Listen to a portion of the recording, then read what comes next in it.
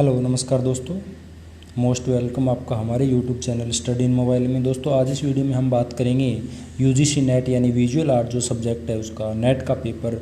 और दोस्तों ये जो पेपर है वो मैं लेके आया सन 2004 का, यानी काफ़ी ओल्ड पेपर है दोस्तों। उस समय हमारे जो पेपर है नेट के वो 3 पेपर हुआ करते थे और इसमें दोस्तों बहुवैकल्पिक पेपर होता था और एक वस्तुनिष्ठ पेपर होता था जिसको विस्तार से क्वेश्चन का आंसर वो देना पड़ता था।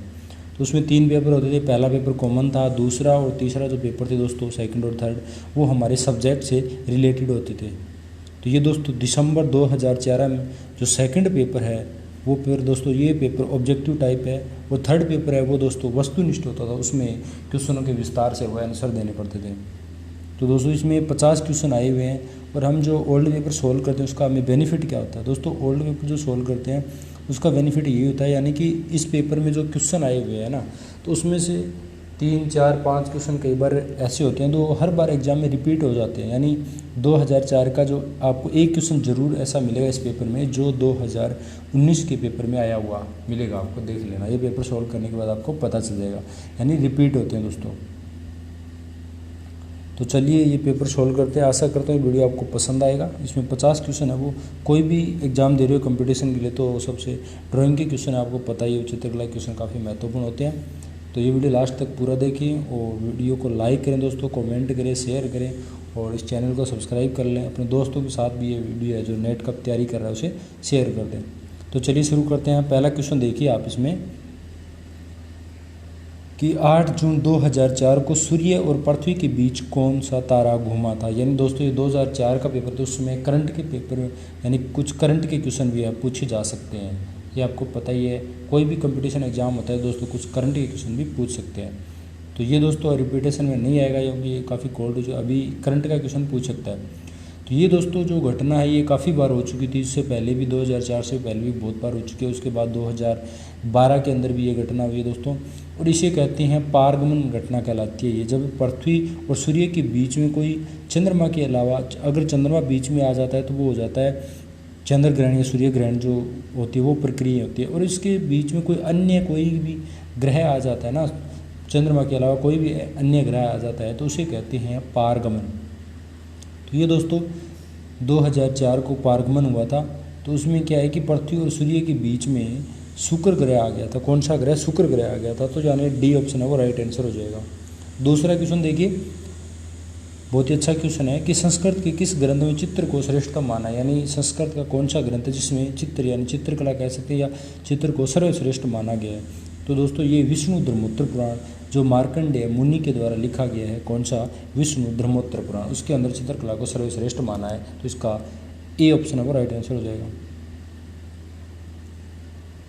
क्वेश्चन नंबर 3 देखते हैं हम, लिथोग्राफ को क्या कहते हैं। तो दोस्तों लिथोग्राफी है उसे क्या कहते हैं? प्लेनोग्राफी। क्या कहते हैं? प्लेनोग्राफी। अब दोस्तों कैसे?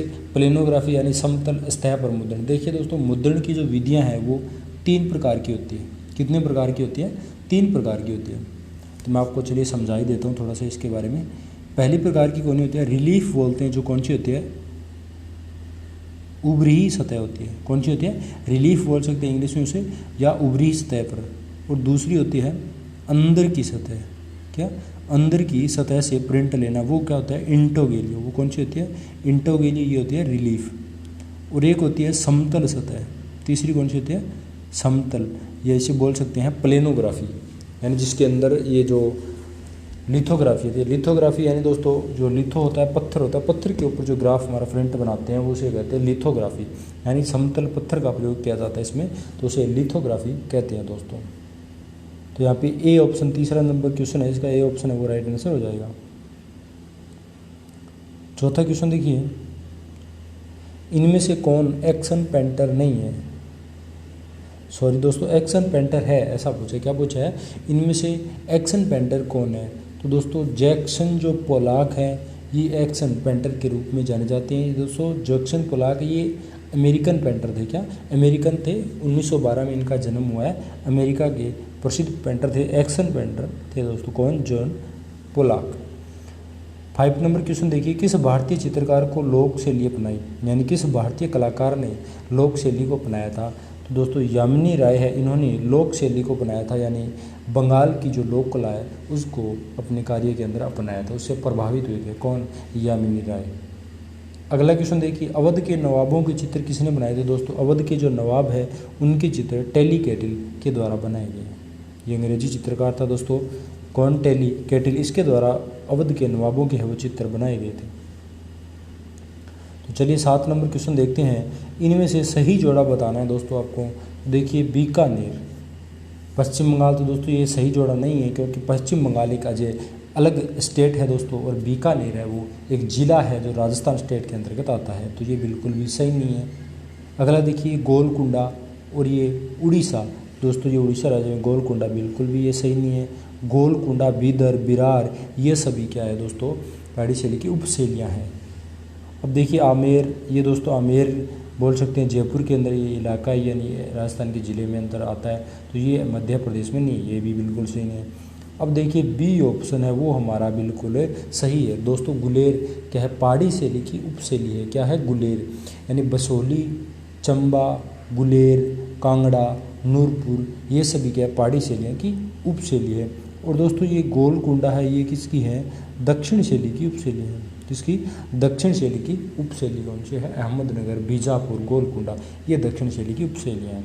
और ये गुलेर है पहाड़ी शैली की उपशैली, तो ये दोस्तों बी ऑप्शन है वो हमारा राइट आंसर हो जाता है। तो चलिए अगला क्वेश्चन पे ध्यान देते हैं। 8 नंबर क्वेश्चन है, confession of in advertising man किसने लिखी थी? दोस्तों ये जो confession of N advertising man, यानी एडवर्टीजमेंट, दोस्तों एडवर्टाइजमेंट के रूप में लिखे गए है। मैन जो आदमी है उनका एडवर्टाइजमेंट के रूप में एक किताब लिखी गई है दोस्तों, तो ये किसने लिखी थी? ये दोस्तों डेविड ओगिलवी के द्वारा लिखी, किसके? डेविड ओगिलवी के द्वारा लिखी गई है दोस्तों, और ये 1963 में, अब 1963 में। अगला क्वेश्चन देखिए दोस्तों, ये क्वेश्चन है, ये काफ़ी बार एग्जाम में रिपीटेज मिलते हैं, आपको देख लेना। कोई भी नेट का पेपर उठाओ, हर पेपर के अंदर लगभग जो पेपर ऐसा है नेट का, उसमें ये क्वेश्चन आपको जरूर मिलेगा दोस्तों। जॉन गुटनबर्ग के बारे में जरूर पूछा जाता है। जॉन गुटनबर्ग ने किसका आविष्कार किया था? दोस्तों जॉन गुटनबर्ग, इन्होंने मूवेबल टाइप यानी चलन विधा लकड़ी के ब्लॉक बना करके, यानी मूवेबल टाइप का आविष्कार किसने किया था? जॉन गुटनबर्ग ने किया था। अगला क्वेश्चन देखिए, राष्ट्रीय आधुनिक कला विधिका कहाँ है? तो इस ऑप्शन में देखेंगे तो दोस्तों हमारा मुंबई ऑप्शन है वो राइट आंसर हो जाता है। राष्ट्रीय आधुनिक कला विधिका कहाँ है? मुंबई में। तो चलिए अगला क्वेश्चन देखते हैं। 11 नंबर क्वेश्चन देखते हैं कि इनमें से कौन शिल्पी व्यक्ति चित्रकार भी हैं? ये 4 ऑप्शन इनमें पूछा है कि कौन है वो शिल्पी भी है और साथ में व्यक्ति चित्रकार भी हैं। तो दोस्तों शंखो चौधरी है, ये शिल्प यानी जो मूर्तियाँ भी बनाया करते थे, शंखो चौधरी ने काम किया है, और ये व्यक्ति चित्रकार के रूप में भी जाने जाते हैं। अगला क्वेश्चन देखिए, इनमें से कौन राजनेता कार्टूनिस्ट भी है? तो दोस्तों बाल ठाकरे, यानी बाल ठाकरे है, ये बाल ठाकरे दोस्तों राजनेता हैं महाराष्ट्र के। कहाँ के हैं? महाराष्ट्र के। इन्होंने कोई चुनाव नहीं लड़ा है दोस्तों, फिर भी इनकी क्या है काफ़ी यानी वहाँ पे चलती थी, यानी काफ़ी लोग उसे पसंद करते थे। तो ये राजनीतिक मामलों में वो अपने मत देते थे बाल ठाकरे, ना कि इन्होंने कोई चुनाव वगैरह नहीं लड़ा है बाल ठाकरे ने। तो ये राजनेता की कैटेगरी के अंतर्गत। ये तो दोस्तों कार्टूनिस्ट थे, ये कार्टून बनाते थे काफ़ी, तो बाल ठाकरे। अगला क्वेश्चन देखिए, मानव कला के माध्यम से स्वयं को अभिव्यक्त करता है। मानव है वो कला के माध्यम से, यानी जो कलाकारी करता है मानव, जो कला यानी अभिव्यक्ति करता है, तो उसके माध्यम से स्वयं को अभिव्यक्त कर देता है, वो बता देता है, अपने मन की बात है वो कला के द्वारा बता देता है, यानी अभिव्यक्त कर देता है। तो ये परिभाषा किसके द्वारा दी गई है दोस्तों? ये जॉन रस्किन के द्वारा दी गई है, पाश्चात्य दार्शनिक रस्किन के द्वारा दी गई है। 14 नंबर क्वेश्चन देखते हैं अब, मौलाराम कहाँ का चित्रकार था? दोस्तों मौलाराम, ये क्वेश्चन भी कई बार एग्जाम में पूछा जाता है। मौलाराम गढ़वाल शैली से संबंधित है दोस्तों। ये क्वेश्चन है वो टीजीटी पीजीटी में भी आया हुआ है, और राजस्थान आरपीएससी फर्स्ट ग्रेड के अंतर्गत भी आया है, और एच टेट के अंतर्गत भी आया है, और ये नेट के एग्जाम में भी 2-3 बार क्वेश्चन आ चुका है और आने की संभावना भी है। यानी मौलाराम का जो संबंध है वो किससे है? गढ़वाल शैली से है। 15 नंबर क्वेश्चन देखिए दोस्तों, बहुत ही अच्छा, काफ़ी अच्छा क्वेश्चन है। मुद्रण यानी जो मुद्रण छापा कला है, कास्ट कला यानी कारपेंटर बोल सकते हैं, या कास्ट कला, सवर्णकारी यानी सवर्ण कला, मृत्तिका उद्योग, कास्ट शिल्प, किसके अंतर्गत आते हैं? ये सारी जो कलाएं हैं, मुद्रण, काष्ठ कला, श्रवण कार्य यानी जो सुनार के कार्य करते हैं, मृत्तिका और काष्ठ शिल्प, लकड़ी के जो शिल्प बनाते हैं, ये जो कलाएं किसके अंतर्गत आती हैं? तो ये दोस्तों व्यवसायिक कला के अंतर्गत आती है। किसके अंतर्गत? व्यवसायिक कला के। श्रवण कार्य यानी जो सुनार वो कार्य करता है अपना व्यवसाय के लिए करता है। और कारपेंटर यानी जो हाथी होते हैं जो लकड़ी का काम करते हैं, बढ़ई बोल सकते हैं जिसे अपनी भाषा में, तो वो दोस्तों काष्ठ कला होती है। तो वो किसके अंदर? व्यवसाय, अपने जीवन यापन के लिए जो है कार्य करते हैं। ये सभी व्यवसायिक। मुद्रण भी है, वर्तमान के जो आधुनिक तौर पे अभी नज़र डालें तो जो मुद्रण है यानी जो छापा कला है जिसमें पोस्टर वगैरह बैनर तैयार किए जाते हैं, यानी कि व्यवसायिक कला का इन्होंने रूप ले लिया है। तो ये दोस्तों किसके अंतर्गत आ जाएगी? व्यवसायिक कला के अंतर्गत आ जाएगी। आशा करता हूँ ये क्वेश्चन आपको बहुत ही अच्छे लग रहे होंगे दोस्तों। ये वीडियो लास्ट तक पूरा ज़रूर देखिए एक बार टाइम निकाल के। तो देखिए 16 नंबर क्वेश्चन देखते हैं कि छोटे प्रकार के टाइप यदि निचली पंक्ति के ऊपर हो तो क्या कहते हैं? यानी दोस्तों जब ऐसे 4 लाइनों के अंदर है वो हमें क्या करते हैं? अक्षर लिखा जाता है। तो इसमें बनाते हैं हम, जैसे ए लिख दिया ऐसे, है ना, इस प्रकार से, यानी बी लिख दिया, ये जो अक्षर होते हैं। तो इसमें क्या पूछा गया है कि छोटे प्रकार के टाइप यानी जो स्मॉल ए लिखा जाता है, यानी ये छोटा प्रकार, ये कैपिटल हो गया और ये स्मॉल हो गया। तो निचली पंक्ति के ऊपर हो, यानी ये यहाँ पे लिखा गया है निचली पंक्ति है ये, इससे थोड़ा ऊपर हो, है ना, तो यहाँ से ये क्या कहलाता है? तो उसे क्या कहते हैं? असेंडर कहते हैं। क्या कहते हैं? असेंडर कहते हैं। क्या कहते हैं दोस्तों? और ये देखिए दोस्तों, ये ऊपर का होता है, ये क्या होता है? कर्ण होता है। कर्ण यानी ऊपर कर्ण होते हैं, यहाँ पे बाजू होती है और ये बीच में बॉडी होती है दोस्तों, ठीक है।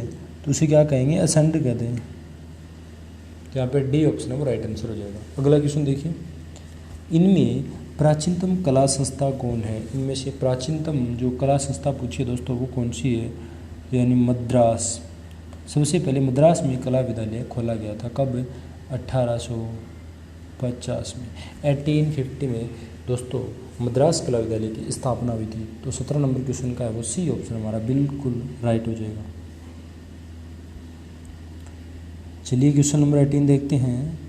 सही कार्टूनिस्ट के जोड़ा मिलाना है। दोस्तों जो इनमें से कौन किस, Indian express, mid day, Hindustan times, times of India, ये जो न्यूज़पेपर है दोस्तों, इनमें जो कौन से कलाकार है यानी सही जोड़ा है जो इस न्यूज़पेपर के अंदर है वो कार्टूनिस्ट का काम करते हैं, यानी जो न्यूज़पेपर के अंदर जो कार्टून आते हैं वो बनाया करते थे। तो यानी दोस्तों इसमें राइट आंसर क्या हो जाएगा? आर के लक्ष्मण। यानी टाइम्स ऑफ इंडिया के अंदर जो कार्टून आते थे वो कौन बनाते थे? आर के लक्ष्मण, इन्होंने काम किया है टाइम्स ऑफ इंडिया के साथ। आर के लक्ष्मण का पूरा नाम दोस्तों बोल सकते हैं कृष्ण स्वामी, यानी राशीपुरम कृष्ण स्वामी लक्ष्मण, ये बोलते हैं। कार्टूनिस्ट और व्यंग्य चित्रकार के रूप में भी जाने जाते हैं कौन दोस्तों? आर के लक्ष्मण, टाइम्स ऑफ इंडिया। और दोस्तों इनकी एक आत्मकथा भी लिखी गई है आर के लक्ष्मण के द्वारा, पूछ सकते हैं एग्जाम में, द टनल ऑफ टाइम। क्या? देखिए मैं यहाँ पे लिख देता हूँ, the tunnel of time. The tunnel of time दोस्तों ये आत्मकथा लिखी है किसके द्वारा? आर के लक्ष्मण की लिखी गई है।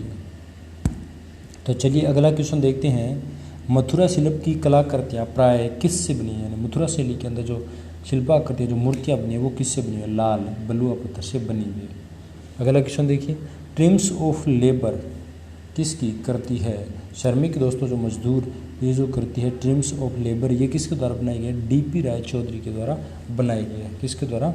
डीपी राय चौधरी के द्वारा बनाई गई है। 21 क्वेश्चन देखिए दोस्तों, ये दोस्तों सारे क्वेश्चन है वो बहुत ही अच्छे क्वेश्चन है। हेनरी मूर की बड़ी प्रदर्शनी दिल्ली में किस वर्ष हुई थी? यानी ये जो हेनरी मूर है इनकी दिल्ली में प्रदर्शनी हुई थी दोस्तों 1987 में। कब हुई थी? 1987 में, यानी 5 नवंबर 1987 में हेनरी मूर की बड़ी प्रदर्शनी है वो दिल्ली के अंतर्गत लगी थी। दोस्तों ये जो हेनरी मूर है ये अमूर्त कांस्य मूर्तियों के लिए प्रसिद्ध है, यानी कांस्य धातु से वो मूर्तियाँ बनाते थे। कौन? हेनरी मूर। अमूर्त रूप इनके विषय थे दोस्तों। और ये नेशनल गैलरी ऑफ जो मॉडर्न आर्ट दिल्ली है वहाँ पे इनके बड़ी प्रदर्शनी हुई थी 1987 में। तो तो चलिए 22 क्वेश्चन देखते हैं। इनमें से कौन आउटडोर विज्ञापन नहीं है? तो दोस्तों पोस्टर आपको पता है आउटडोर यानी बाहर लगाए जाते हैं, दीवारों पे लगते हैं। होर्डिंग भी बड़ी बड़ी बिल्डिंगों में, यानी थोड़ा सा दोस्तों एक सॉरी गलती से वो क्वेश्चन ऊपर खिसक गया। हाँ अब देखते हैं। देखिए इनमें से आउटडोर विज्ञापन यानी पोस्टर है वो जो दीवारें मकानी होती है उनके ऊपर लगाए जाते थे, है ना, बाहर बिल्डिंगों में। उसी प्रकार दोस्तों होर्डिंग है, ये भी बड़े बड़े होते हैं, यानी जो सिनेमा हॉल है उनके आगे होर्डिंग लिया, जिसे एम.एफ. हुसैन ने वो होर्डिंग बनाने में काम है वो शुरू किए थे अपनी दिनचर्या। और इसके बाद भित्ति चित्रण यानी भित्ति दीवारें होती है, दीवारों पे जो भित्ति चित्रण का विज्ञापन किए जाते हैं वो भी आउटडोर होते हैं। और ये दीवार से यानी गेट ऑफ फोल्ड है, ये दोस्तों फोल्डिंग वाले ऐसे बनाए जाते हैं, यानी ऐसे कार्ड की तरह फोल्ड होता है, ये ऊपर से ऐसे खुलता है, उसके अंदर लिखा होता है, ऊपर ऐसे फोल्ड होते हैं, यानी फोल्डिंग वाले होते हैं। तो ये जो है ये आउटडोर विज्ञापन नहीं है, ये इंडोर विज्ञापन है। तो यानी सी ऑप्शन है वो हमारा राइट आंसर हो जाएगा। तो चलिए अगला क्वेश्चन देखते हैं 23। हाँ 23 क्वेश्चन देखिए दोस्तों, इस प्रकार के आजकल क्वेश्चन है वो एग्जाम में ज़्यादा आते हैं, है ना। वन लाइनर के क्वेश्चन तो बहुत कम आते हैं, अब इस प्रकार के क्वेश्चन है वो ज़्यादा आने लगे। इनमें से विशेषताओं की 2 सूचियाँ दी गई है और कोर विभाग में कौन सी, यानी इनसे मिलान करना है दोस्तों। क्या करना है? मिलान करना है। तो यहाँ पे देखिए पहला है प्रधान वर्ण। तो प्रधान वर्ण आपको पता है कौन सा है? लाल। प्रधान वर्ण यानी मुख्य वर्ण बोल सकते हैं, लाल, पीला और नीला, 3 है वो मुख्य वर्ण होते हैं दोस्तों। प्रधान वर्ण कौन सा हो गया? लाल हो गया। बी में देखिए माइरोग्राम, क्या बोलते हैं? माइरोग्राम। तो यानी माइरोग्राम है वो दोस्तों बोलते हैं sans सेरिफ प्रकार। माइरोग्राम क्या है? sans सेरिफ प्रकार क्या है? माइक्रोग्राम। तो इसमें देखिए ए के अंदर हमने मिलाया 1 यानी बी, और बी के अंदर मिलाया 3 में, तो यानी बी ऑप्शन है वो राइट आंसर हो जाएगा। टेराकोटा है, टेराकोटा मिट्टी आपको पता ही है, और टेरा वर्ट है दोस्तों वो रंग होता है। क्या होता है? रंग। इस प्रकार ये इनके द्वारा मिलान हो गया। तो यहाँ पे बी ऑप्शन है वो राइट आंसर हो जाएगा। 24 क्वेश्चन देखिए कि टीवी विज्ञापन की दरों में भिन्नता के कारण, यानी टीवी के अंदर जो विज्ञापन कराए जाते हैं, यानी टीवी में विज्ञापन का मतलब दोस्तों टीवी के अंदर जो एडवर्टीजमेंट होता है, जैसे आप कोई खुद का बिजनेस कर रहे हो या कोई कोचिंग संस्थान चला रहे हो या किसी भी प्रकार का कोई आपका धंधा है, और उसके आप क्या करते हो, टीवी में ऐड करवाना चाहते हो कि मुझे ज़्यादा से ज़्यादा मतलब मुझे कॉन्टैक्ट मिले, यानी ज़्यादा से मुझे ऑर्डर आए, इस प्रकार यानी कि ज़्यादा बिजनेस बड़ा हो जाए आपका। तो इसके लिए क्या किए जाते हैं? ऐड करवाई जाती है, ताकि हर घर घर में, हर जगह जगह वो आपके धंधे के बारे में पता चले कि वो बंदा वो ये बिज़नेस कर रहा है।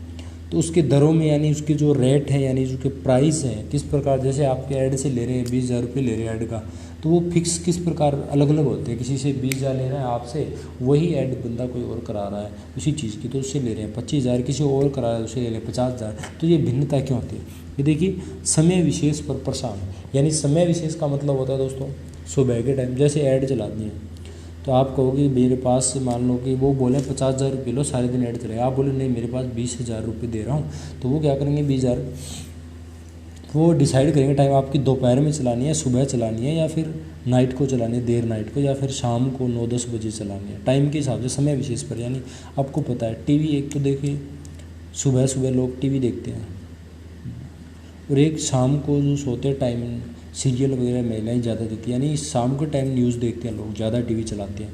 तो उस समय जब ऐड देंगे ना, तो उसके प्राइस है वो कुछ महंगे प्राइस होंगे, यानी महंगी ऐड होगी वो शाम के टाइम चलने वाली। तो वो समय विशेष आप इस प्रकार समझ गए होंगे आप। दूसरा है प्रसारित कार्यक्रम का स्वरूप, यानी जो कार्य का आपको जो ऐड है वो किस टाइप की, यानी उसको प्रसार फैला रहे हैं, उसका स्वरूप क्या है, किस प्रकार ऐड क्रिएट करनी है, तो उसका भी पैसा लगता है। एक नॉर्मली ऐड कर देते हैं क्रिएट, हाँ कार्टून बना के देते हैं, और एक रियल अभिनेता जाके या कोई मॉडल आके उसको मतलब इस प्रकार से ऐड है वो क्रिएट करता है, तो वो भी प्राइस पे डिपेंड करता है। एक समय सीमा होती है आपकी ऐड, मतलब समय सीमा का मतलब 1 मिनट की ऐड है या 30 सेकंड की ऐड। देखो कई बार टीवी देखते हैं तो उसमें कई बार 5-5 मिनट की ऐड आती है, तो वो दोस्तों काफ़ी महंगी होती है। और कुछ ऐड होती है वो सिर्फ 30 या 40 सेकंड ही चलती है ना। उस प्रकार से ऐड अलग अलग विभिन्नता के कारण होते हैं। तो ये उपयोग तो सभी आएगा दोस्तों, तो समझ गए होगा आप इस प्रकार की दरों में भिन्नता के कारण क्या है। अगला क्वेश्चन देखिए फ़ॉन्ट क्या है। तो दोस्तों फ़ॉन्ट क्या है, यहाँ पे राइट आंसर हमारा हो जाएगा फ़ॉन्ट स्टाइल, यानी फ़ॉन्ट स्टाइल बोल सकते हैं या टाइप बोल सकते हैं। तो इन अक्षरों में भिन्नता के भेद व माप, अलग अलग माप है वो क्या है, फॉन्ट कहलाते हैं। अगला क्वेश्चन देखिए, कला शब्द का प्रयोग किसमें हुआ है? तो दोस्तों कला शब्द का सबसे पहले प्रयोग है वो नाट्य शास्त्र के अंतर्गत किया गया। और नाट्य शास्त्र जो ग्रंथ है दोस्तों भरत मुनि के द्वारा लिखा गया है। और ऐसे पूछ ले कि कला शब्द का यथार्थवादी प्रयोग किसमें हुआ है? तो दोस्तों नाट्य शास्त्र में ही हुआ है। और कला शब्द का सबसे पहले प्रयोग किसमें दिया गया, प्रयोग किस में हुआ है? और यहाँ पे अगर किसी ऑप्शन में ऋग्वेद होता ना तो आपको ऋग्वेद टिक करना पड़ता है, यानी कला शब्द का सबसे पहले प्रयोग ऋग्वेद में ही हुआ है। अगला क्वेश्चन देखिए, कला यथार्थ अनुकृति का अनुकरण है, ये किसने कहा था? तो दोस्तों ये प्लेटो की परिभाषा क्या है? अनुकृति यानी यथार्थ यानी सत्य, सत्य की अनुकृति है ना। कला है वो सत्य की अनुकृति का क्या है, अनुकरण है। ये किसने कहा था? प्लेटो के द्वारा परिभाषा दी गई है। तो चलिए 28 नंबर क्वेश्चन देखते हैं। बहुत ही अच्छी क्वेश्चन है दोस्तों, आशा करता हूँ सभी को ये क्वेश्चन समझ आ रहे होंगे। प्रत्येक महान कला प्रभु की कृति के प्रति व्यक्ति के हर्ष उद्गार है, ये किसने कहा था? दोस्तों ये रस्किन की परिभाषा है। किसने? जॉन रस्किन ने कहा था। अगला क्वेश्चन देखिए, कला 3 रूपों में अभिव्यक्त होती है। कला कितने रूपों में व्यक्त होती है? 3 रूप में, प्रतीक, शास्त्रीय और प्रभाव। ये किसने कहा था दोस्तों? ये हेगेल ने कला को 3 भागों में बांटा है। कितने भागों में बांटा है? 3, जिसमें प्रतीक, शास्त्रीय और प्रभावित जो कलाएं हैं 3 भागों में बांटने वाले कौन थे? हेगेल। 30 क्वेश्चन देखते हैं, आधुनिक भारतीय भूचित्रण के चित्रकार को बताएं। यानी आधुनिक भारतीय भूचित्रण यानी लैंडस्केप बोल सकते हैं या दृश्य चित्रण बोल सकते हैं, तो उस चित्रकार का नाम बताना है। तो यहाँ पे राइट आंसर क्या हो जाएगा? राम कुमार। दोस्तों ये अमूर्त चित्रकार थे और शिमला में जन्म हुआ इनका 1924 में। और ये कलाकार के साथ साथ है वो लेखक भी थे। क्या थे? कलाकार के साथ साथ लेखक भी थे। 31 क्वेश्चन देखते हैं, रेम्ब्रांड किसके लिए प्रसिद्ध थे? यानी 31 क्वेश्चन है, रेम्ब्रांड किसके लिए प्रसिद्ध थे? तो ये 4 ऑप्शन देखते हैं। दोस्तों रेम्ब्रांड है वो भी किसके लिए प्रसिद्ध थे? भूदृश्य चित्रण के लिए प्रसिद्ध थे। किसके लिए? भूदृश्य चित्रण यानी लैंडस्केप पेंटिंग आती है। और डच के चित्रकार थे, डच कलाकार थे। और दोस्तों देखिए रेम्ब्रांड के बारे में काफ़ी बार ये क्वेश्चन आया हुआ है, टीजीटी पीजीटी में, नेट में भी एक बार आया हुआ है। और इसके अलावा रेम्ब्रांड के बारे में 2-3 क्वेश्चन है वो भी बार बार एग्जाम में पूछे जाते हैं। यानी इसकी कलाकृतियाँ, एक द नाइट वॉच किसकी है? रेम्ब्रांड की। द यहूदी ब्राइड ये भी रेम्ब्रांड की। और एक है बेलशेजर की दावत। ये जो 3 मुख्य कलाकार थे रेम्ब्रांड की, ये भी नेट के एग्जाम में कई बार पूछ लेते हैं, ध्यान रखना दोस्तों रेम्ब्रांड के बारे में। तो इसमें बी ऑप्शन है वो सही हो जाएगा। 32 क्वेश्चन देखते हैं, कास्ट तक्षण किसके साथ मुद्रण प्रभावकारी सिद्ध हुआ था? दोस्तों जगमोहन चोपड़ा के द्वारा प्रभावित। यानी जगमोहन चोपड़ा है वो कास्ट के अंतर्गत भी कलाकारी यानी कास्ट के अंदर ठप्पे तैयार करते थे। जगमोहन चोपड़ा ने ग्रुप एट जो ग्राफिक कला यानी मुद्रण से संबंधित है ग्रुप की स्थापना भी की थी। किसने? ग्रुप एट की स्थापना जगमोहन चोपड़ा के द्वारा की गई है। अगला क्वेश्चन देखते हैं, दी लास्ट ऑफ इंग्लैंड किसका चित्र है? दोस्तों दी लास्ट ऑफ इंग्लैंड किसका चित्र है? ये है फोर्ड मडॉक्स ब्राउन का। किसका है? फोर्ड मडॉक्स ब्राउन का दोस्तों 1855 में। कब? 1855 में देव मरोड ये इसका द्वारा बनाई गई, ये कलाकार के द्वारा लिखी गई है। तो देखिए अगला क्वेश्चन देखिए, ये दोस्तों बहुत ही प्यारा क्वेश्चन है और बहुत ही इंपॉर्टेंट क्वेश्चन है और पक्का आपको इस बार भी एग्जाम में मिलेगा, लगभग एग्जाम में आता है बार बार। गुएर्निका के बारे में बार बार पूछा जाता है दोस्तों, तो इसमें लोग कंफ्यूज हो जाते हैं, इसलिए बार बार पूछते हैं। गुएर्निका इसके द्वारा याद रखना दोस्तों, पाब्लो पिकासो के द्वारा यह तेल रंग से बनाया गया है, कैनवास पे बनाया गया है। स्पेनिश के गृह युद्ध चल रहे थे उस समय ये बनाया गया है गुएर्निका युद्ध, तो 1937 में बनाया गया दोस्तों। 35 क्वेश्चन देखते हैं, सम्राट शाहजहाँ की पत्नी कौन थी? दोस्तों सम्राट जहांगीर जो शाहजहाँ है, मुगल शासक शाहजहाँ, उसकी पत्नी का नाम मुमताज महल था दोस्तों। इसी की याद में शाहजहाँ ने ताजमहल का निर्माण करवाया था। तो चलिए 36 क्वेश्चन देखते हैं, भारत भवन कहाँ पर स्थित है? भारत भवन कहाँ पे? दोस्तों भोपाल में। कहाँ है? भोपाल में दोस्तों। 1982 में शुरू हुआ था। 1982 में भारत भवन यानी जो संस्था है उसका उद्घाटन हुआ था, शुरू हो गया था। कब? 1982 में। भारत भवन जो भोपाल में ये भारत भवन है दोस्तों, इसके वास्तुकार चार्ल्स कोरिया। भारत भवन के वास्तुकार कौन थे? Charles Korea. कौन? चार्ल्स कोरिया थे दोस्तों, याद रखना, इसके वास्तुकार पूछ सकते हैं। और दोस्तों ये जो भारत भवन है इसके 5 अंग हैं। कितने हैं मैं एक बार बता देता हूँ आपको। इसके 5 अंगों में बंटा हुआ है, यानी 5 पार्टों में बंटा हुआ है। 5 अंगों में बंटा, उसमें पहला है रूपंकर। पहला कौन सा दोस्तों? पहला है रूपंकर, जिसमें क्या है, ललित कला का संग्रहालय है। ललित कला के अंदर जो कलाएँ आती हैं उनका संग्रह किया जाता है। दूसरा है रंग मंडप, यानी उसे रंग महल कहते हैं। तीसरा है वागर्थ, जिसमें कविताओं का संग्रह। तीसरा क्या है? वागर्थ, जिसमें कविताओं का संग्रह है। और चौथा है अनहद, जिसमें शास्त्रीय कला और लोक संगीत कला उनका केंद्र है। और पांचवा है अंग छवि। पांचवें का नाम दिया गया है छवि। तो उसमें क्या है, सिनेमा हॉल, जो सिनेमा की गतिविधियां हैं उनका संग्रह होता है। यानी 5 अंगों में विभाजित है भारत भवन, ध्यान रखना दोस्तों। तो चलिए अगला क्वेश्चन देखते हैं। इनमें से तटस्थ रंग कौन सा है दोस्तों? तटस्थ रंग है वो कौन से हैं? काला, सफ़ेद और भूरा, ये तटस्थ रंगों की श्रेणी में आते हैं। अगला क्वेश्चन देखिए, प्रसिद्ध चित्र द लास्ट सपर किसने बनाया था? ये भी दोस्तों एग्जाम में बहुत बार पूछा जा चुका है। द लास्ट सपर किसके द्वारा बनाया गया है? लियोनार्दो दा विंची के द्वारा बनाया गया। किसके द्वारा? Leonardo da Vinci. ये चित्रकार, मूर्तिकार, वास्तुशिल्प, संगीतज्ञ, इंजीनियर, वैज्ञानिक थे दोस्तों। कौन है? लियोनार्दो। अगला क्वेश्चन देखिए, आनंद भवन नेहरू संग्रहालय कहाँ पे है? तो दोस्तों आनंद भवन नेहरू संग्रहालय ये इलाहाबाद में, कहाँ है? इलाहाबाद में। और इसका दोस्तों अभी नाम है स्वराज्य भवन कर दिया गया। एग्जाम में अगर पूछ ले स्वराज्य भवन कहाँ है, तो दोस्तों कहाँ है? इलाहाबाद में, इसी का नाम है स्वराज्य भवन है। मुगल युग में शाह कलम तकनीक किसके समय आरंभ हुई थी दोस्तों? तो ये शाहजहाँ के काल में शाह कलम का शुरुआत हो गई थी। शाह कलम दोस्तों यानी काले रंगों की लाइनों से, ओनली लाइनें खाली ड्रॉ करके वो पेंटिंग बनाई जाती थी। वो किसके काल में? शाहजहाँ के काल में। उसे शाह कलम कहते हैं। 41 इनमें से उष्ण वर्ण, उष्ण का मतलब होता है दोस्तों गर्म। गर्म रंग कौन सा है यहाँ पे? लाल। कौन सा है? लाल। अगला क्वेश्चन देखिए 42, उस कलाकार का नाम टिक करें जिनसे चित्र मुगल अनवार सुहेल चित्रों से प्रभावित हुए थे। दोस्तों इसमें नीलिमा शेखर। कौन? नीलिमा शेखर है वो राजपूत व मुगल दरबारी कला से है वो प्रभावित हुई थी। कौन? नीलिमा शेखर। यानी यहाँ पे बी ऑप्शन है वो राइट आंसर हो जाएगा। 43, उस महिला शिल्पी को टिक करें जिसने विशाल धातु मूर्तियाँ बनाई हैं। तो दोस्तों लत्तिका। कौन? लत्तिका कट है जो विशाल धातु मूर्तियाँ जिसने बनाई, किसने? लत्तिका कट ने। तो यहाँ पे ऑप्शन नंबर सी हमारा राइट आंसर हो जाएगा। अब देखते हैं दोस्तों फटाफट से 44 क्वेश्चन की ओर तरफ चलते हैं।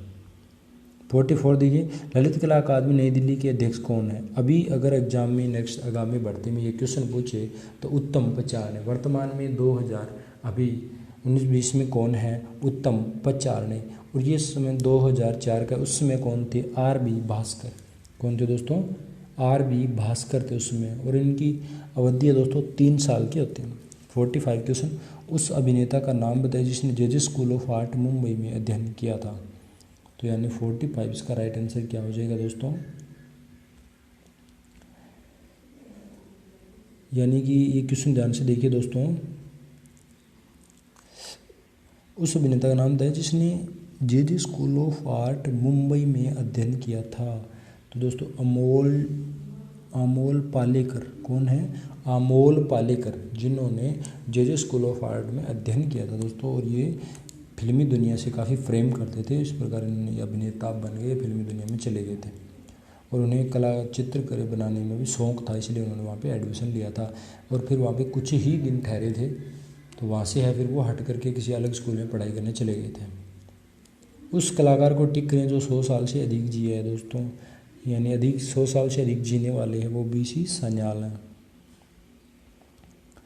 47 देखते हैं, वर्ण संयोजन के लिए आवश्यक है। वर्ण संयोजन के लिए क्या आवश्यक है दोस्तों? आकार व घात, यानी स्ट्रोक वर्ण संयोजन के लिए बहुत ही आवश्यक है। अब देखते हैं 48 क्वेश्चन, बिंदु की विषय वस्तु किस चित्रकार से संबंधित है? बिंदु S.H. रज्जा। दोस्तों S.H. रज्जा, यानी इसका पूरा नाम बोलते हैं सर सैयद हैदर रज्जा। क्या बोलते हैं? सैयद हैदर रज्जा। और मध्य प्रदेश में 1922 में इनका जन्म हुआ था। ये एक भारतीय कलाकार है। इन बिंदुवादी यानी बिंदु के अंदर है वो काम किया था S.H. रज्जा ने, भारतीय कलाकार ने। अगला क्वेश्चन देखिए, किस टीवी विज्ञापन में अमिताभ बच्चन एक बच्चे के साथ घर का मॉडल बना रहे। दोस्तों नेरोल एक पेंट जो ऐड किया अमिताभ बच्चन, उसमें एक बच्चे के साथ घर का मॉडल बनाते हुए दिखाया गया। अगला क्वेश्चन देखते हैं 50 क्वेश्चन 2004 का नेट का पेपर सेकंड, और इसका लास्ट क्वेश्चन आप देख रहे हैं। एम.एफ. हुसैन ने हाल ही में किस अभिनेत्री का चित्र बनाया है? किसका बनाया दोस्तों? तब्बू का। हाल ही में किसने बनाया है? तब्बू का। उस समय के 2004 के आसपास की बात है दोस्तों, ये करंट का क्वेश्चन है। तो एम.एफ. हुसैन ने किसका बनाया था? तब्बू का। और सबसे ज़्यादा वो किसके बनाते थे दोस्तों? माधुरी दीक्षित के। किसके बनाते थे? माधुरी दीक्षित के, क्योंकि माधुरी दीक्षित के दीवाने थे। तो आज का दोस्तों नेट का पेपर है वो 2004 का सेकंड पेपर सॉल्व किया, और उसके बाद 2005 के आगे सॉल्व करेंगे। आशा करता हूँ ये आपको वीडियो बहुत ही पसंद आया होगा, और इनमें से 6 या 7 क्वेश्चन ऐसे हैं दोस्तों जो अभी पीछे जो नेट का एग्ज़ाम हुआ है उसमें आए हुए हैं, यानी रिपीटेशन यानी रिपीट है वो आपको इसमें मिलते हैं क्वेश्चन। ठीक है दोस्तों, तो वीडियो को ज़्यादा से ज़्यादा लाइक करें, शेयर करें, और कमेंट करके ज़रूर बताइए वीडियो कैसा लगा। और फिर मिलेंगे हम एक नए ही वीडियो के साथ। धन्यवाद दोस्तों।